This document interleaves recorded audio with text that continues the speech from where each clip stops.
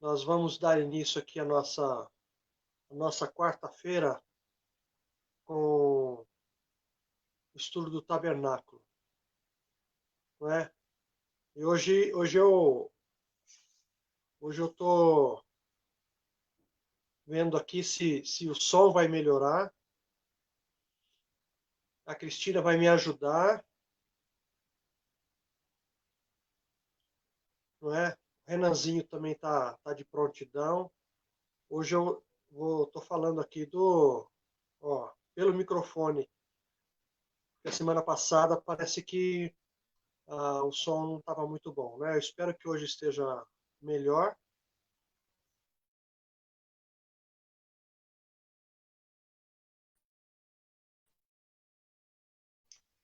Estamos aqui, olha, no dia 29 de julho, não é? E eu não sei se eu espero todo mundo entrar. Oi, Val, rapaz, tudo bem? Que legal, muito bem. Se tiver alguma coisa assim estranha, vocês dão um toquinho aí, por favor, certo? Wagner, quanto tempo, Wagner? Rapaz, tudo bem com você? Uma Rosinha, estamos com saudades de vocês. Pastor Valdeban, olha aí, temos o prazer da sua presença aqui entre nós. Que legal. Eli, vamos pescar, Eli? Alô, alô, para vocês aí. Eu não sei quantas pessoas nós temos aí. Oi, Cris, você melhorou? Espero que sim. Se cuide, hein? Sandra, comeu a verdura da horta aí, Sandra? Tudo bem? Amém, Aldenir, todos os irmãos aí. Devagarinho nós vamos entrando. Quantos tem aí, Flor? Quantos irmãos? Oi? É. Ô, Jotinha, a paz. Que bom. Muito bem. Irmãos, nós vamos pedir que Deus nos abençoe, que hoje nós temos aí, eu quero terminar pelo menos essa primeira parte aqui. Eu tinha alguns detalhes para terminar, não é, de falar, e então eu quero terminar hoje aqui. Nós entramos no lugar santíssimo, não é? E estamos falando sobre a arca. Eu já dei alguns detalhes e daqui a pouquinho nós vamos projetar aí. E eu quero terminar hoje, não é? Porque não é só a arca, tem vários detalhes da arca aí e eu quero terminar. Mas quero orar com vocês, não é? E pedir que Deus nos abençoe. Senhor Deus, quero te agradecer pela oportunidade que o Senhor nos dá de estarmos aqui nesse espaço, usando essa ferramenta, nesta quarta-feira fria. Oh Deus querido, e nós pedimos a tua bênção sobre tudo o que vamos falar aqui. Que o Senhor possa, no meio da nossa conversa, desse estudo, transmitir aos nossos corações aquelas verdades, ó Deus, que muitas vezes ficam escondidas, não é, na tua palavra. Nos abençoa. Eu te peço em nome de Jesus que a tua bênção, a tua graça, a tua presença esteja em cada lar, em cada vida. Obrigado pela visita dos meus irmãos e amigos que estão conosco, nos assistindo nesta noite. Senhor, estou sabendo que esta programação tem chegado até Itapecerica da Serra. Ó Deus querido, que a tua bênção, a tua graça esteja alcançando essas vidas. É uma alegria, é um privilégio ter a assistência desses amigos que nós nem conhecemos ainda pessoalmente. Fica conosco, Senhor. Glorifica o teu nome, que a tua palavra seja conhecida, que cada coração esteja, assim, atento ao que o Senhor deseja nos falar esta noite. Em nome de Jesus, nós oramos agradecidos. Amém. Amém. Muito bem.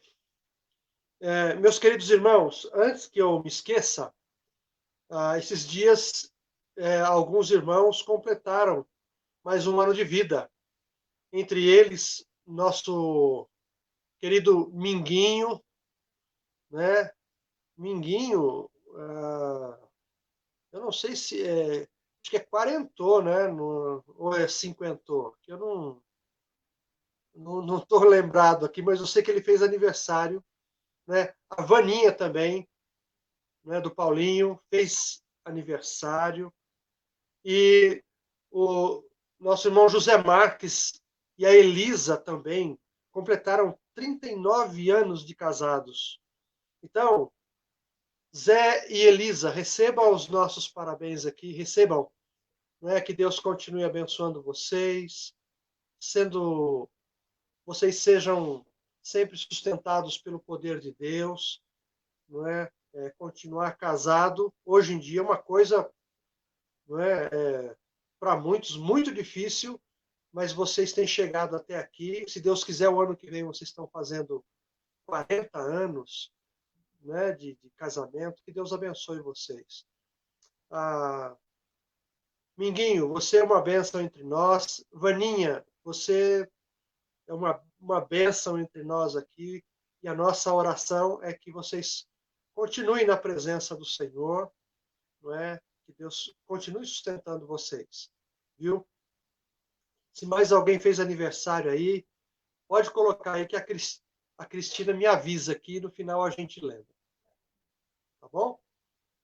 Então, irmãos, eu quero começar porque nós temos aí, 50 minutos, não é, de estudo. E eu vou pedir para que o Renan já coloque aí a figura da famosa Arca da Aliança aí, né, Renan? Olha aí.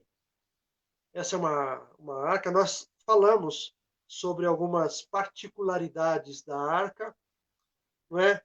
Mas hoje, irmãos, nós vamos entrar na arca, não é? E eu vou pedir que o Renan coloque aí. Renan, vamos para a segunda. E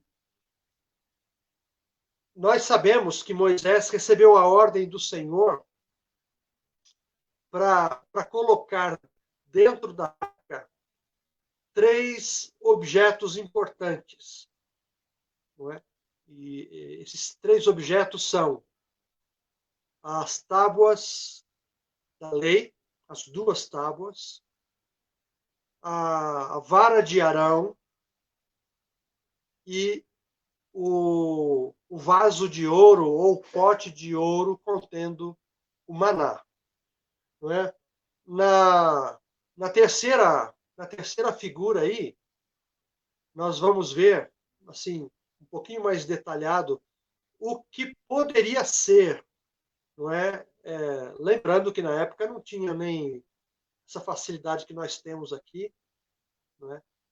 Mas supõe-se que esses 3 objetos estavam lá dentro da arca dessa maneira. E olha, as 2 tábuas, vocês podem ver, uma vara de amendoeira e do lado direito ali o pote de ouro contendo o maná. Eu só quero relembrar vocês, hoje, agora assim, a gente conseguiu fazer aqui o próximo quadro, é só para relembrar rapidamente parte do que nós já vimos. Se você quiser colocar, Renan, isso.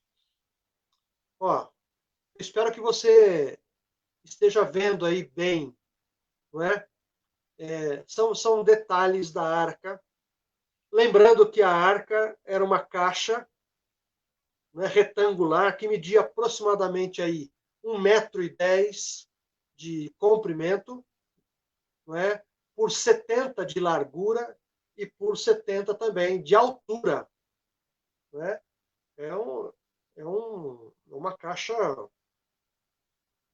razoável. Eu não sei se você tem um móvel parecido com esse aí na sua casa, mas é 1,10 m, 1,20 m, aproximadamente aí, por 70 de comprimento, né, e 70 de altura também.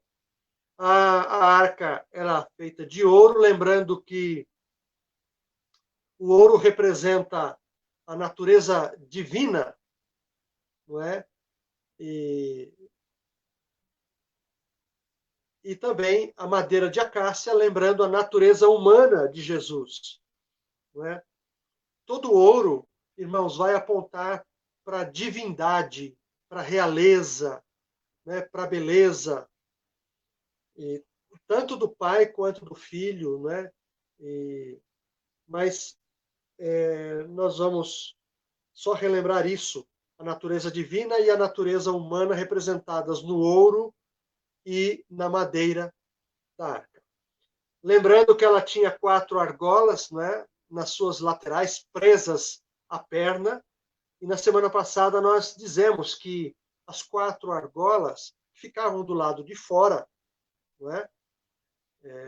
Lembram a amplitude, não é, da criação de Deus, lembra também assim os pontos cardeais, os 4 cantos da terra, não é? E também ela dava sustentação na hora de erguer a arca, né? As varas eram passadas pelas argolas e isso nos faz lembrar também o equilíbrio, não é? Os pés da arca e junto com as argolas, isso nos faz lembrar do equilíbrio, o que aponta para uma pregação equilibrada do evangelho, não é?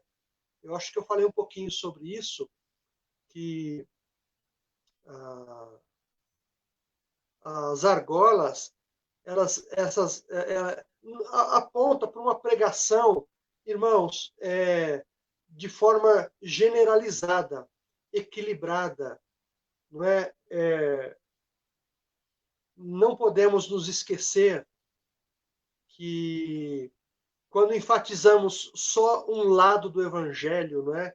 Por exemplo, quando partimos só para o estudo bíblico e nos esquecemos de outros detalhes, não é? Da oração, a nossa comunhão com Deus. Quando falamos que Jesus era um homem que conhecia as Escrituras, mas nos esquecemos do poder de Jesus no seu ministério, né? Quando enfatizamos muito um lado do ministério de Jesus e nos esquecemos de outros lados, isso torna a nossa pregação manca, desequilibrada. Então, é bom a gente sempre conhecer as Escrituras para lembrar de todos os detalhes importantes. Jesus salva, Jesus cura, Jesus nos reconcilia com Deus, Jesus ele é poderoso, ele subiu ao Pai e nos enviou o Espírito Santo, não é? O Espírito Santo nos dá poder para pregarmos. Então, esses detalhes, ao olharmos para a arca e para o detalhe das pontas da arca, das argolas, não é? Que possamos nos lembrar desta mensagem equilibrada que a Bíblia nos traz, não é? As 2 varas, eu me lembro que eu falei, as 2 varas nos faz lembrar que a arca era uma coisa sagrada, não é? E lembrava então essa responsabilidade que o próprio Jesus tinha ao falar do seu Pai, ao falar do Antigo Testamento, ao falar do próprio tabernáculo, não é? Essas varas nos lembram também da peregrinação no deserto, não só da, da, da arca, do tabernáculo, que significava a presença de Deus no meio do povo, no deserto, não é? Mas também as varas que eram de madeira de acácia, revestidas de ouro, sobre os ombros dos sacerdotes, não é? Eu estava pensando nisso, irmãos, nesse estudo, a permissão que Deus deu para os sacerdotes de tocar nas varas, não é? E eu cheguei a pensar nessa identificação do Senhor Jesus conosco, não é? Trazendo a nossa responsabilidade, no sentido de considerar a arca, né, a presença de Deus na nossa vida, uma coisa santa, sagrada, não é? Não podemos brincar com isso. É muito sério levar o evangelho de Jesus, ser testemunha do Senhor Jesus, não é? É uma responsabilidade muito grande. Falamos também da tampa que cobria a arca, né, que era chamada de propiciatório. Ela tinha uma coroa em sua volta e os dois querubins, um em cada lado.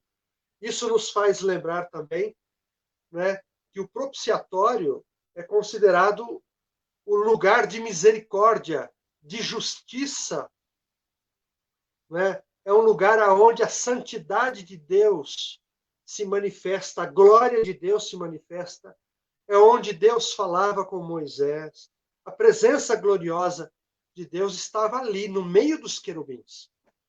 E não nos esqueçamos disso. Isso foi o que nós falamos até a semana passada. Hoje, eu queria falar deste conteúdo da arca aí, não é?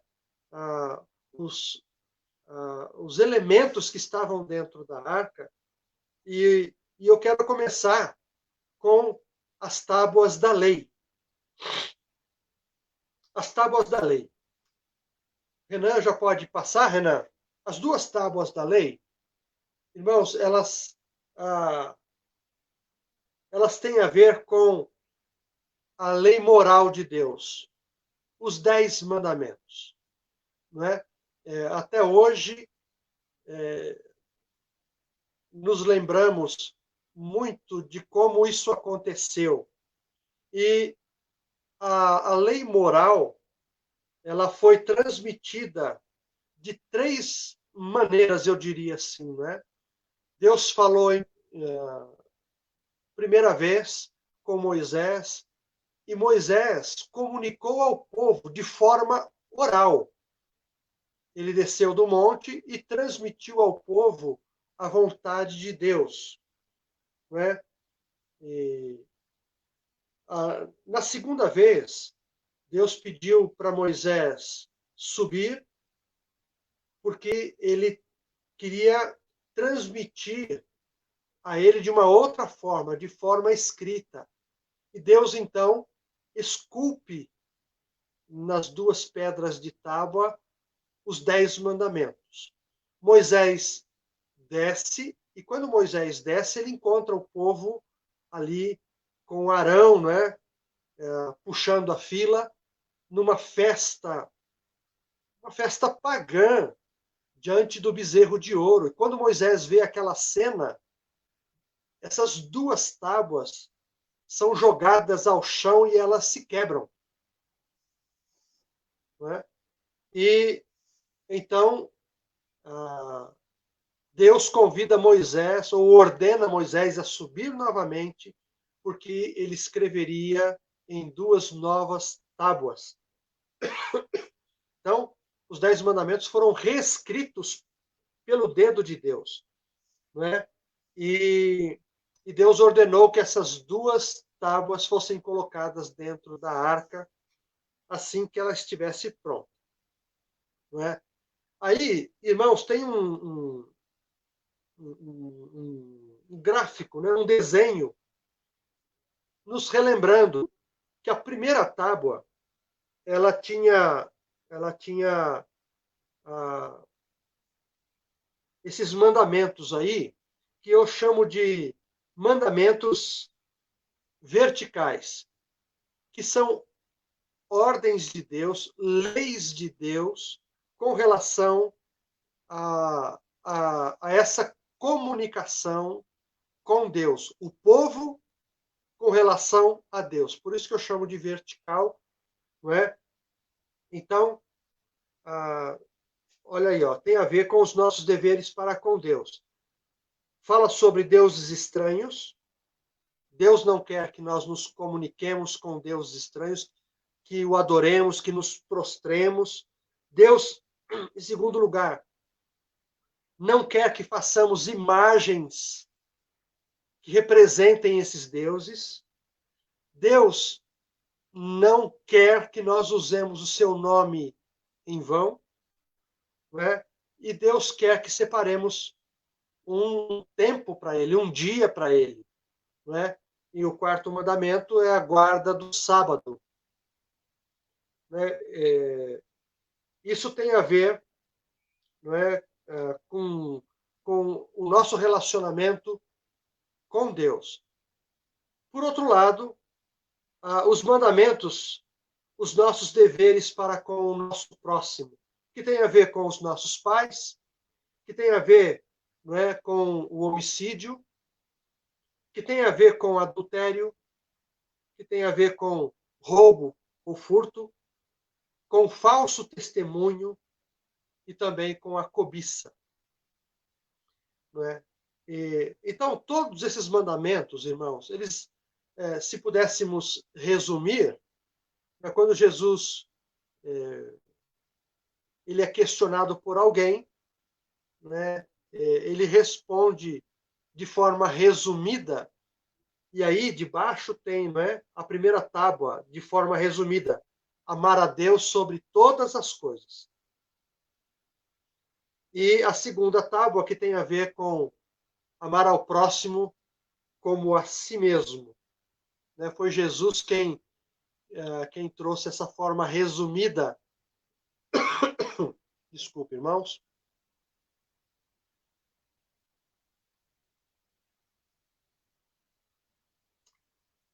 Então, essas duas tábuas representam toda a vontade de Deus para o seu povo. O interessante é que ninguém, a não ser Jesus, conseguiu de forma perfeita que agradasse a Deus 100%. Ninguém conseguiu cumprir essas 10. Não é? Amar a Deus sobre todas as coisas talvez seja coisa impossível para todos aqueles que nasceram de Adão. Ou seja, todos nós, não é? Não há alguém que consiga colocar Deus acima de todas as coisas. E se alguém se levantar dizendo, não, eu consigo, eu acho que ele já está caindo aí no pecado da mentira, ou esteja tropeçando em outros mandamentos aí, né? Então, só Jesus conseguiu colocar o Pai acima de todas as coisas. Só Jesus. Por isso que ele é o nosso representante, irmãos, por excelência. Né? Ele é o único que pode nos representar diante de Deus. Eu coloquei uma observação abaixo, aqui, só para nos lembrar, né, que além das duas tábuas, essas duas não estavam dentro da arca. Mas só para lembrar que os dois mandamentos, as duas tábuas da lei, elas diferem das outras leis que existiam, que é a lei civil, né? Também chamado livro da lei, que são leis além da moral, né? Que tinham a função de organizar civilmente toda a nação. Não é? Então, vai tratar da terra, vai tratar do comércio, vai tratar das relações sociais, não é?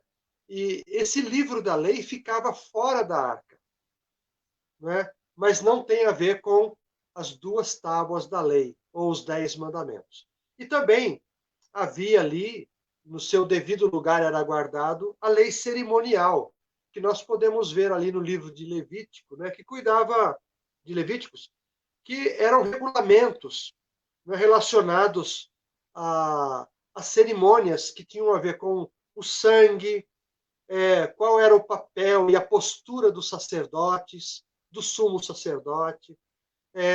Eram leis, regulamentos que tinham a ver com a adoração, com os dias de festas, não é?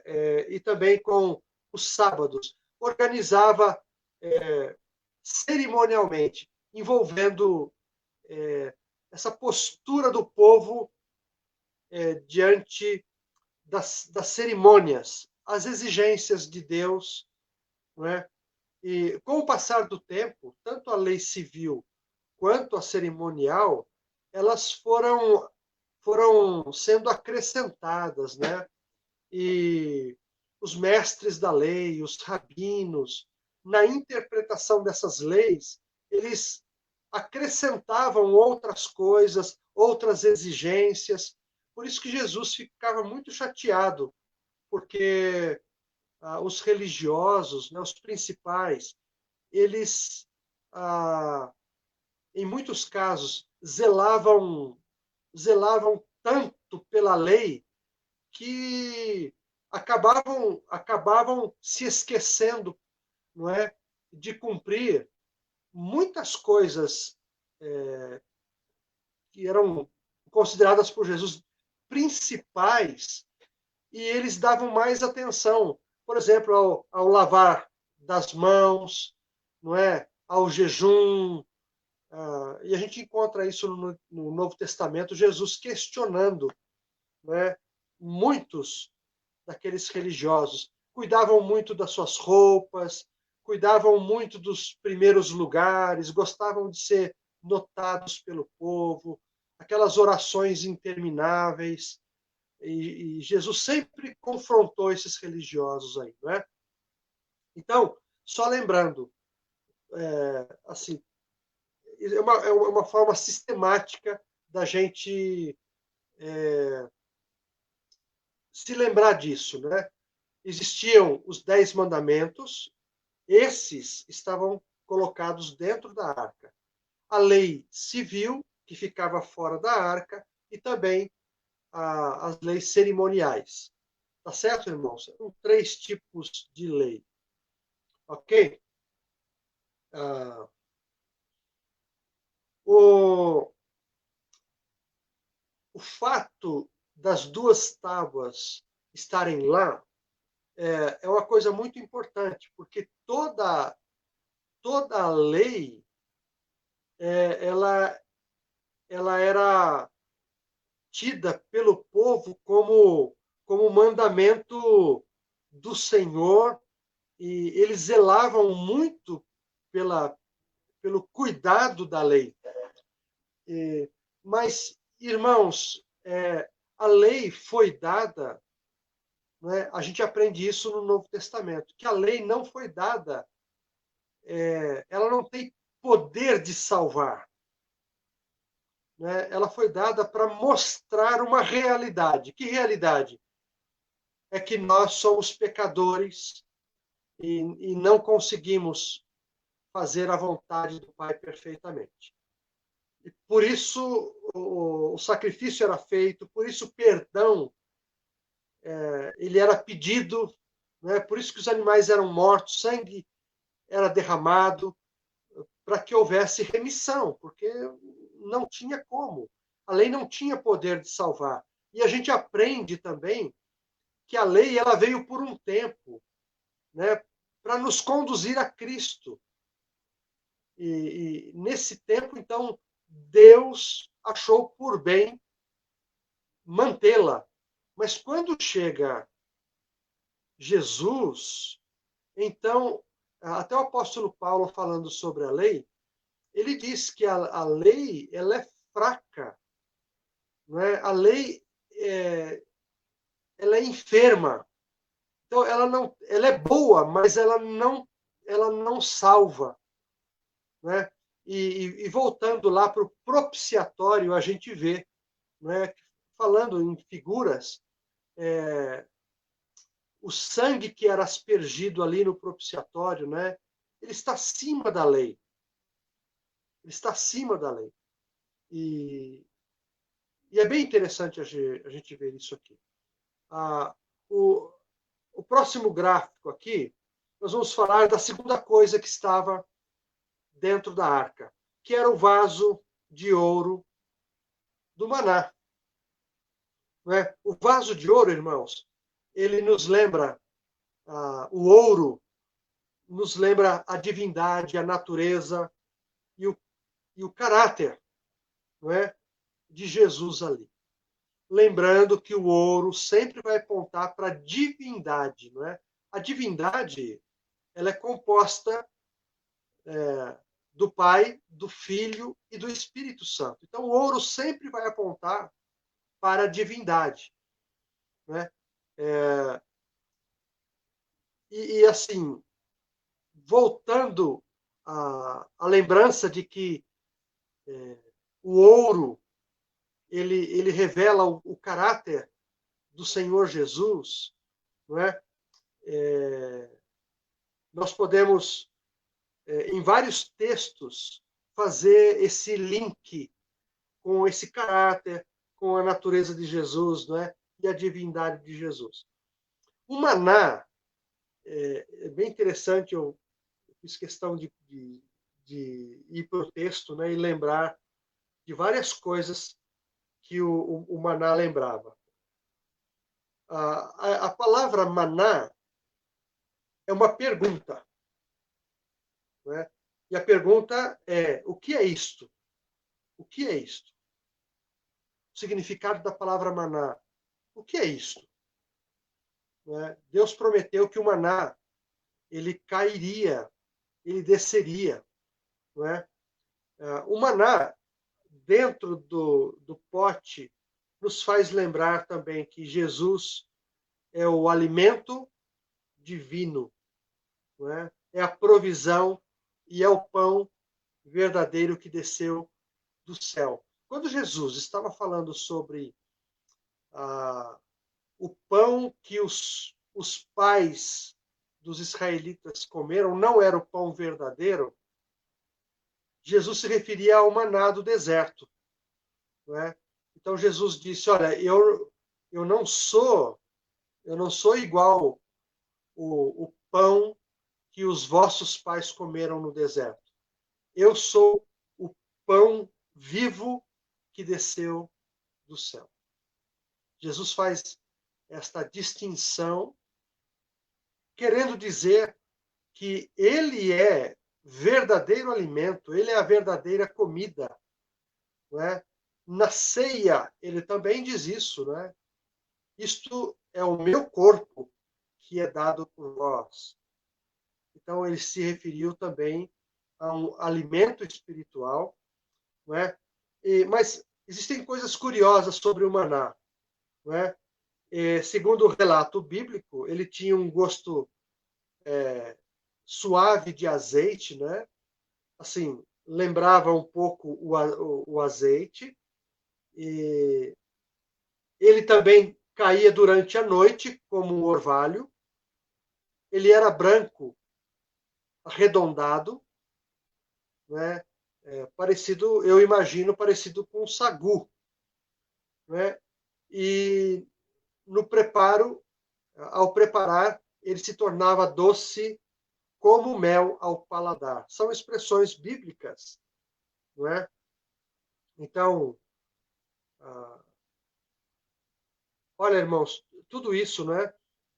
Se o maná tinha essas características, não é? Gosto do azeite.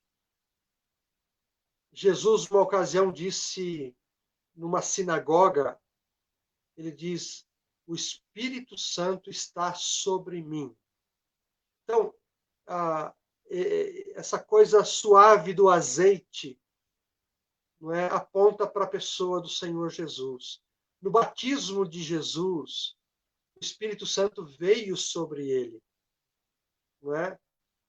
Isso não significa que o Espírito Santo não estava sobre Jesus, muito pelo contrário, Jesus, ele crescia em conhecimento, em graça, e ele também era uma pessoa cheia do Espírito Santo. Ele tinha o Espírito Santo com ele. Como João Batista, não é? Que desde o ventre o Espírito Santo estava sobre ele, né?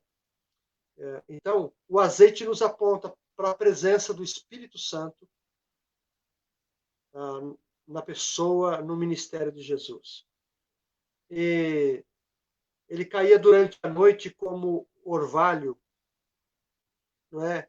Eu acho que isso lembra a provisão de Deus e assim o cuidado de Deus pelo povo, não é?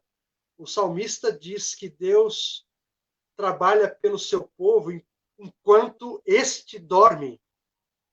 Não é interessante isso? Não é? Ele era branco, arredondado, né? Branco, irmãos. Até a figura de Jesus em Apocalipse, né?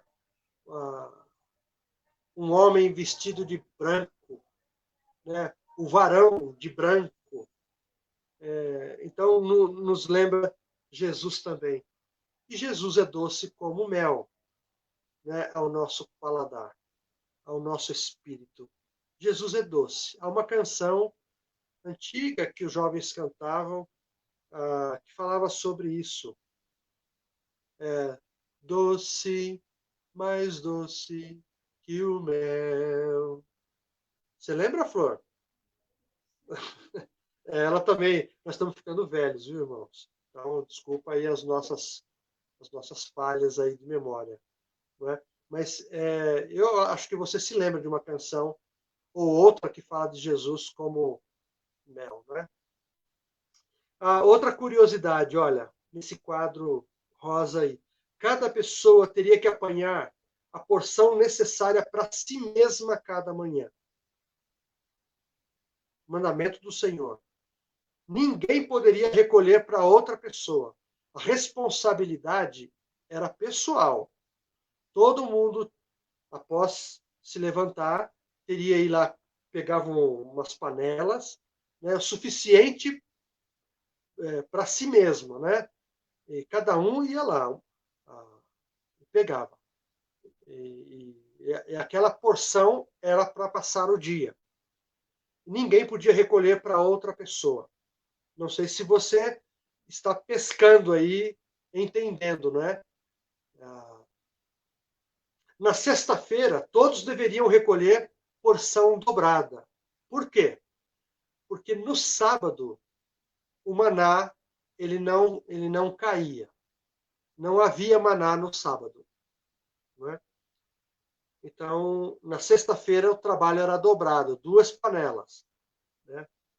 E outra curiosidade, o maná ele cessou assim que o povo entrou em Canaã. Né? Aquela promessa do Senhor, né, de dar como herança Canaã para o seu povo, né, porque ali eles teriam, Jair seria uma terra que mana leite e mel, ou seja, uma terra produtiva, onde eles poderiam tirar o seu próprio sustento ali, né? Havia fartura, então o maná cessaria ali. E cessou mesmo. E uma outra curiosidade, assim que o templo de Salomão foi construído e a arca foi introduzida, né, no seu lugar de descanso, um lugar preparado para ela, segundo o relato bíblico, o maná já não havia mais dentro do pote. Tá certo? Irmãos, isso nos aponta, inclusive, para a salvação. A salvação é uma coisa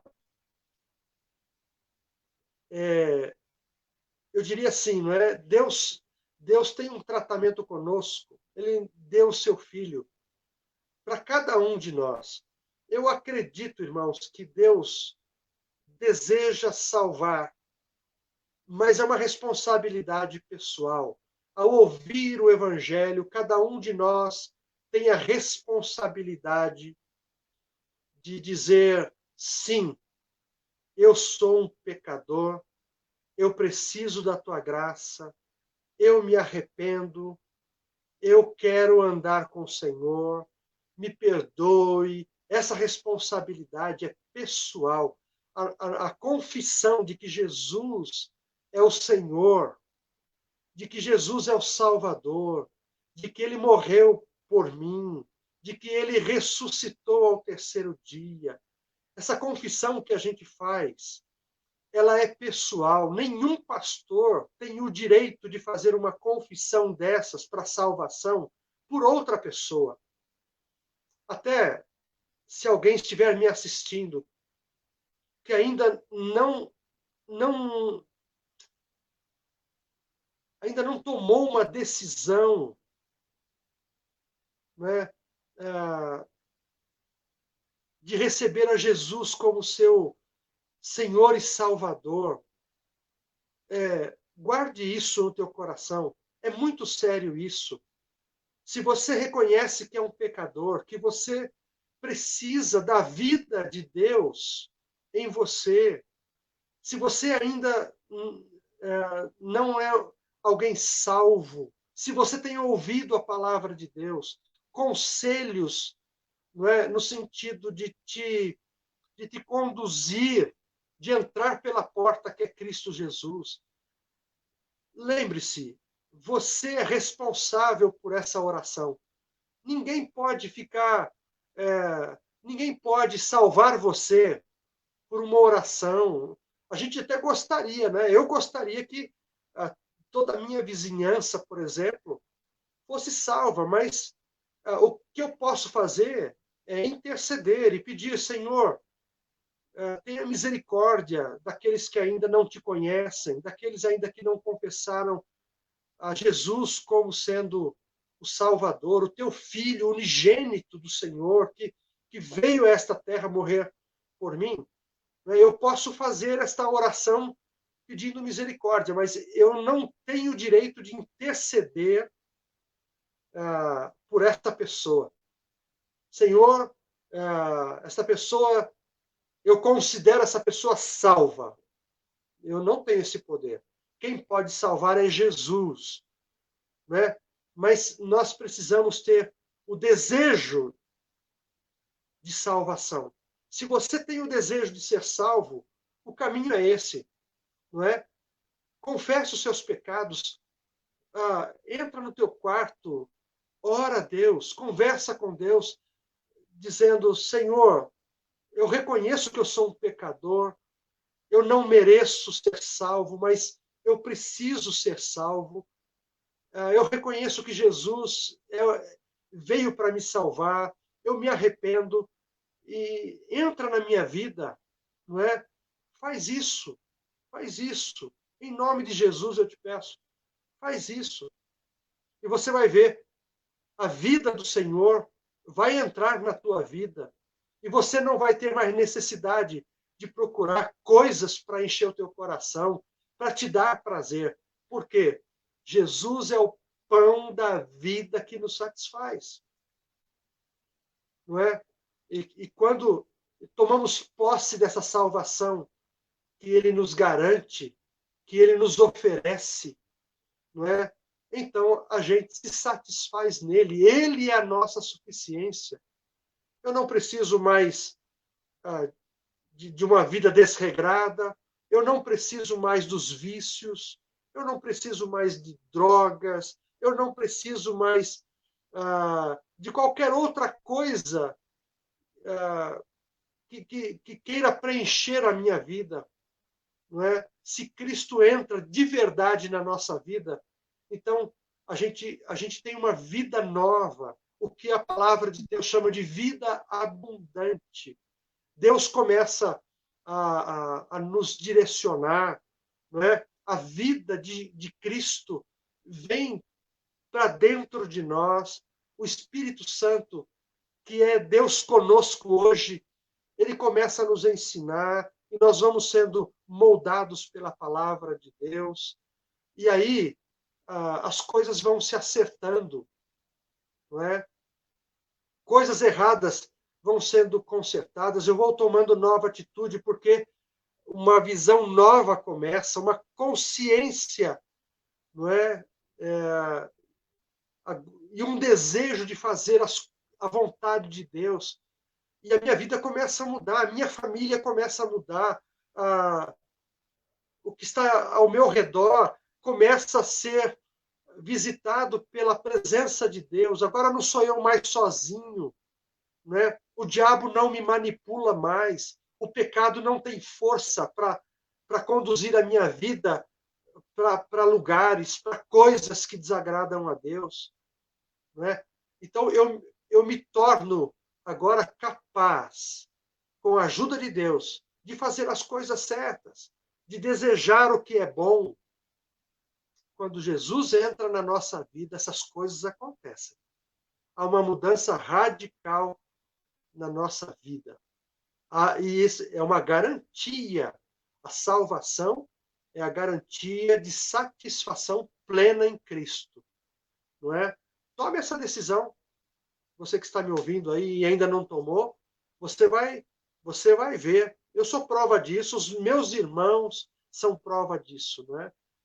O nosso Deus é real, Jesus é real e ele é vida abundante para todo aquele que deseja.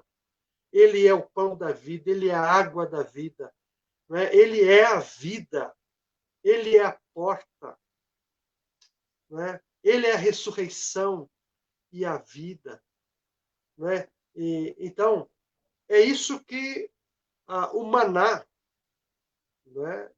Nos ensina. Então, a responsabilidade é pessoal. Não é? Não seja um covarde, não fique na barra da saia dos seus amigos, dos seus irmãos e familiares que já se encontraram com Jesus. E você sabe, né, a diferença do antes e o depois. Mas não fica dependendo só deles. Ora por mim. Aquele negócio. Não é? Tenha coragem e assuma a sua responsabilidade diante de Deus. Tá certo? Eu coloquei aqui uma foto. Renan, se você quiser colocar essa foto aí, tão bonita. Olha só. É a vara de Arão. Essa é uma vara de amendoeira. Olha aí. Que coisa linda. Eu não conhecia, sinceramente, eu não conhecia essa árvore. Não é? A gente encontra textos bíblicos que falam sobre a vara de amendoeira. Não é? Mas, ok, vamos falar, já indo para o finalzinho aqui do nosso estudo, sobre a vara de amendoeira, não é? É muito interessante. Antes de você colocar, Renan, a última aqui, deixa eu contar. Relembrar, na verdade, o que aconteceu. Houve uma revolta, não é?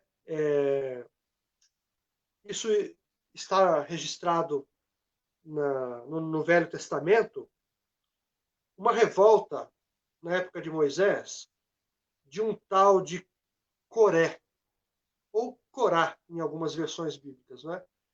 E esse camarada, ele começou a agitar o povo, questionando, na verdade, a autoridade de Moisés. E foi um alvoroço, porque Moisés, ele era o grande líder, e ele, indicado pelo próprio Deus, separou Arão, o seu irmão, para tomar conta do sacerdócio, não é? Mas aí Corá questionou isso e começou a dizer: nós também somos irmãos, pertencemos somos descendentes de Levi, né, os levitas, tal. E por que Arão, né, e não nós? ele questionou essa autoridade de Moisés aí. Na verdade, ele questionou a autoridade de Deus. A irmã de Moisés também, ela questionou sobre isso, né?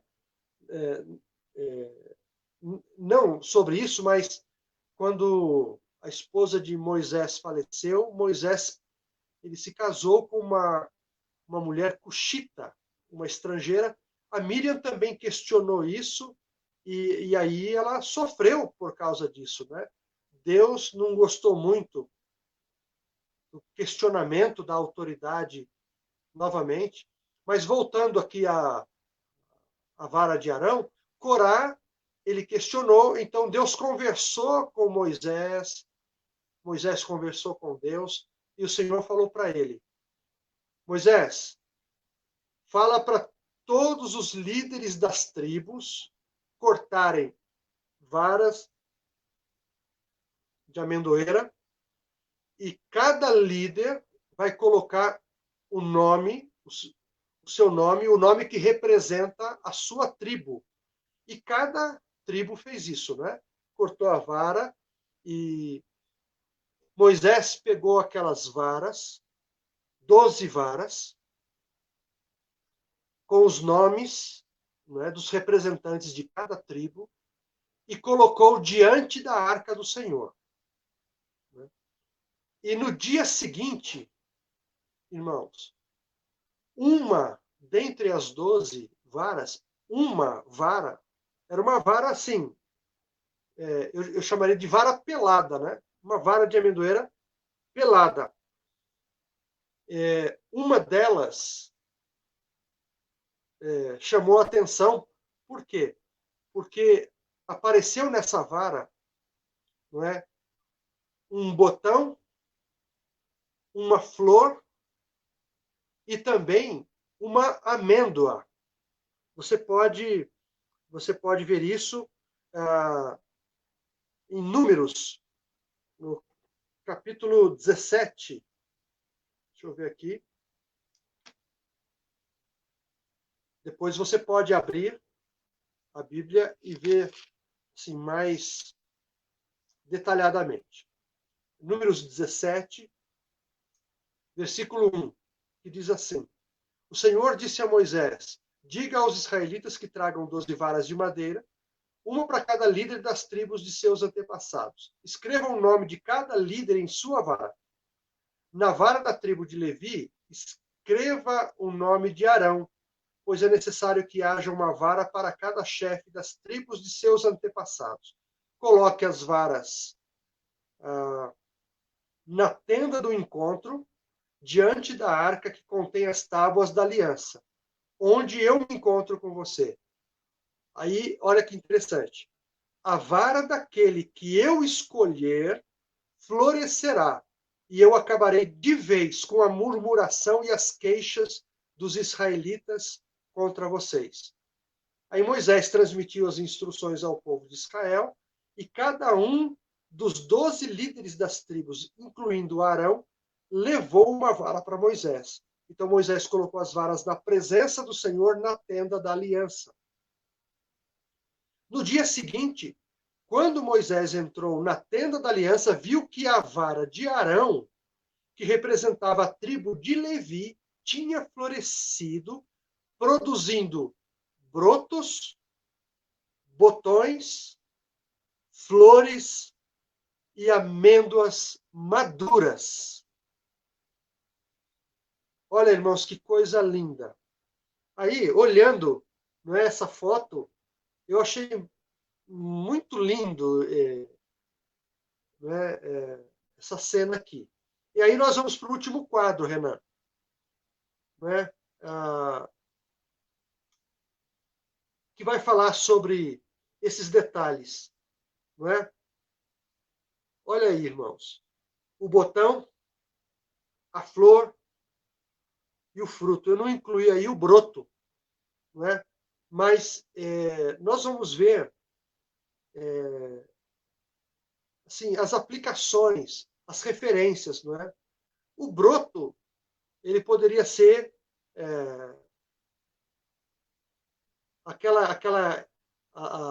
as promessas do Senhor que da raiz de Davi nasceria, não é? Um brotinho, não é? O reino espiritual de Davi, ele não terminaria. Não é? Então, um rebento nasceria, não é? Um brotinho nasceria, apontando para o rei eterno, não é? Para aquele que viria lá na frente. O botão, irmãos, há uma referência aqui, o botão aponta para o Pai, a fonte e o começo, não é? De todas as coisas, de onde procedem todas as coisas. Novamente, aqui, na vara de amendoeira, nós podemos ver a tríplice aplicação aqui, não é? O Pai, o Filho e o Espírito Santo presente nessa vara aqui. O botão apontando para o Pai. A flor apontando para o Filho, não é? Tem a ver com o aroma, a beleza. E o fruto para a pessoa do Espírito Santo, que é a produção de frutos. Inclusive, no Novo Testamento, a gente vê, não é, que é a presença do Espírito Santo. Até o apóstolo Paulo, ele fala sobre, lá em Gálatas, o fruto do Espírito. E nós vamos ver ali a frutificação, né? Tudo que produz o fruto. Então, eu achei muito interessante, lembrando que a vara de Arão era o carimbo de Deus, não é? Era a autoridade de Deus sendo revelada naquele episódio, né? Dentro daquela discussão, daquele questionamento de Coré com relação à autoridade sacerdotal. E a partir daí vocês podem ver depois, não é? Depois que retirou as varas da presença do Senhor, Moisés mostrou as varas para o povo e cada líder tomou de volta sua vara. O Senhor disse a Moisés: ponha a vara de Arão permanentemente diante da arca da aliança para que sirva de advertência aos rebeldes. Isso acabará com as queixas deles contra mim e evitará mortes. Moisés fez conforme o Senhor lhe ordenou. Então os israelitas disseram a Moisés: estamos fritos, estamos condenados, vamos morrer, vamos todos morrer. Quem se aproximar do tabernáculo do Senhor morrerá. Será que estamos todos condenados a morrer? E o capítulo termina assim. Depois vocês podem continuar a leitura aí, né, em casa. Mas essa vara, irmãos, também ela demonstra essa autoridade divina na escolha do sumo sacerdote. Lá era Arão, né, que foi ungido como sumo sacerdote, mesmo sendo questionado, ele foi ungido. E no Novo Testamento nós vemos o ungido do Senhor, que é Jesus, né, o nosso sumo sacerdote. Olha que coisa linda, né? A unção do mesmo para o exercício do seu ministério. Né? O batismo, Jesus recebeu o Espírito Santo, não é? E na sinagoga, de novo, né, eu me lembro desse texto, o Espírito do Senhor está sobre mim, pois que me ungiu, né, para todo o ministério, para todo tipo de serviço, né? Abrir os olhos aos cegos, abrir o ouvido dos surdos, né? E assim por diante, aos pobres, e etc. Então, a presença da vara na arca, irmãos, lá, não só apontou lá, né, como a aprovação de Deus para o ministério sacerdotal de Arão, mas também tem a ver com o nosso sumo sacerdote aqui, a unção, né, vinda sobre Jesus. Também nos lembra vida que brota da morte. O galho da amendoeira, né, estava separado da árvore. Então, aquele galho, todos galhos pelados, né? E um milagre acontece ali. Deus se manifesta naquele galho, confirmando o seu desejo de que Arão fosse o sumo sacerdote, não é? Mas também aponta para Jesus, não é? Não tinha nele formosura, ninguém, assim, principalmente os religiosos, ninguém dava nada por Jesus, não é? De Nazaré pode vir alguma coisa boa, não é? E a gente vê que o galho também aponta para a ressurreição, né? Na presença de Deus, a morte não tem vez. Então, Jesus, mesmo depois da sua morte, voltou a ressurreição, voltou a viver, ele ressurgiu, né, nos garantindo vida eterna, garantindo a nossa ressurreição também. Então, a ressurreição do Senhor tem a ver com beleza, né, a vitória da vida sobre a morte, e tem a ver com fecundidade, porque todos os que creem nele, mesmo morrendo aqui, ressuscitarão. Então, eu e você temos uma promessa de que nós jamais morreremos, de que um dia ressuscitaremos. Então, Deus fez aquela beleza, aquela obra na vara de Arão, e ele fez também maravilhas na pessoa do seu filho Jesus, não é? E deu fruto. Eu e você somos resultado desse trabalho maravilhoso de Jesus. Ok, irmãos? Então, ficam aí esses ensinos que apontam para Jesus, apontam para a divindade, apontam para o Pai, para o Filho, não é? E olha aí, ó, tem um pedido de oração. Poxa, tá bom. Ok. Qual é o nome dela mesmo? Em Shirley, qual é o nome dela? Não que isso seja tão importante, mas eu me esqueci do nome dela. A mãe da nossa irmã Shirley, do Valtinho, irmãos, está internada. Acho que vocês viram aí também, né? E nós vamos terminar orando. Peço que vocês também orem. Nós não temos ainda notícia da mãe do pastor Damar, lá em Mogi. Parece que teve uma pequena melhora uns dias atrás aí, mas eu não tenho informações para hoje. A Má tem melhorado, graças a Deus está bem, né? E nós vamos orar, pedir que Deus, né, ajude, dê saúde, dê força. Maria, né? Maria. Legal, Shirley. Poxa vida. Vamos estar assim. Somos. Foi transferida para um outro hospital e vai procurar aí um hospital que tenha melhores condições. Está na UTI, né? Ok. Você concorda comigo, irmãos? Vamos orar? Você pode fazer a sua oração aí, não é? Pessoal, diante de Deus. Agradeça, né, por essas belezas que nós encontramos nas Escrituras. Que o Senhor continue revelando a nós as suas belezas. Que nos alegremos nele e desfrutemos de toda essa beleza. Vamos orar?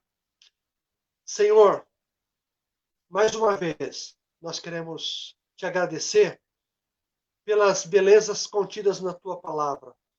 Entendemos, ó Deus, que aquele objeto, Senhor, cópia do que existe aí com o Senhor, que essas belezas espirituais, Senhor, elas venham trazer alegria, venham trazer esperança. Se elas apontam para Cristo, que nós vejamos, Pai querido, o teu cuidado na pessoa do teu filho por nós. Em nome de Jesus, nós te agradecemos, Senhor, pelo sumo sacerdócio de Jesus, pela frutificação do teu Espírito Santo na vida da igreja. Nós te agradecemos, Senhor querido, pela presença constante na nossa vida. Te agradecemos, porque se não fosse pelo Senhor, nós nada seríamos. Obrigado porque o Senhor tem nos conduzido no meio de um momento tão difícil, Senhor, no planeta. Obrigado por esse cuidado. Obrigado pela vida eterna, Senhor. Podemos passar desta vida aqui, mas temos a garantia de que estaremos com o Senhor, porque Jesus nos garantiu essa vida eterna. Obrigado, Senhor. Aqueles que nos ouvem, Senhor, fala ao coração deles, que eles precisam, como nós precisamos do Senhor. Ó Senhor, traz um quebrantamento nesses corações. Senhor, nos lembramos daqueles que estão enfermos, principalmente, Senhor, agora, especialmente pela irmã Maria, mãe da Shirley. Pai querido, esteja conduzindo esse processo da melhor maneira, Senhor. Em nome de Jesus, pedimos que o Senhor prepare, Pai querido, um bom lugar, Senhor, onde essa irmã possa ser tratada com dignidade, com respeito, e aos demais também, Senhor. Em nome de Jesus, nos lembramos desses que estão sendo acometidos por este vírus, ó Deus, em nome de Jesus. Senhor, ajuda, Pai querido. Abençoa os familiares que perderam seus entes queridos, em nome de Jesus. Senhor, nós queremos pedir também sabedoria nas decisões que temos de tomar, Senhor, sobre o possível retorno presencial. Senhor, é uma decisão tão delicada. O nosso encontro de casais. Pedimos sabedoria, Senhor querido, para que não erremos, Senhor. Pai, nos dá esse discernimento, nos ajuda a tomarmos a melhor decisão para isso, Senhor querido. Eu sei que vários irmãos, várias denominações estão passando por essas decisões também. Por eles nós pedimos essa sabedoria também. Em nome de Jesus. Abençoa os nossos irmãos que estão enfermos com outras dificuldades, ó Deus. Que a tua boa mão os fortaleça. Em nome de Jesus. Pai querido, oramos pelos aniversariantes. Que o Senhor continue abençoando a cada um deles, até aqueles que, porventura, não foram citados aqui.